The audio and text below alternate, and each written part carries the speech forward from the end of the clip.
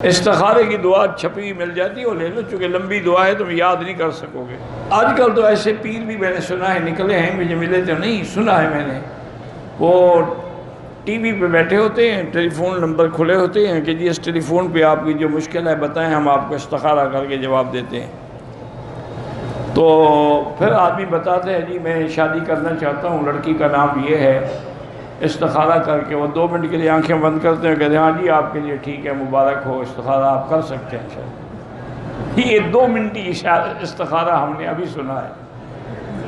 اللہ کے نبی فرماتے ہیں 1 دن 2 دن 3 دن 4 دن 5 دن 6 دن 7 دن استخارہ کرو، اور پہلے 2 رکعت نماز پڑھو، پھر دعائے استخارہ پڑھو کہ اللہم انی استخیرک بعلمک واستقدرک بقدرتک واسألک من فضلک العظیم فانک تقدر ولا اقدر وتعلم ولا اعلم وانت علام الغیوب۔ اللہم ان کنت تعلم ان ھذا الامر، یہ کام میرے لیے خیر لی فی دینی و معاشی و عاقبت امری فی عاجلہ و آجلہ فاقدرہ لی ویسرہ لی وسہل علی ذلک الامر ثم بارک لی فی۔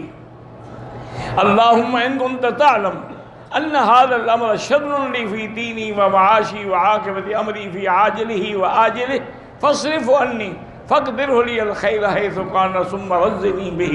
اب یہ 2 منٹ میں دعا پڑھ سکتے ہیں، بس اللہ ہدایت دے، کیا کریں۔ وہ عربوں میں ایک محاورہ ہے لکل ساکت لاکتہ، ہر گری پڑی چیز کو اٹھانے والا بھی کوئی مل جاتا ہے، ایسے پیروں کو بھی مرید مل جاتے ہیں۔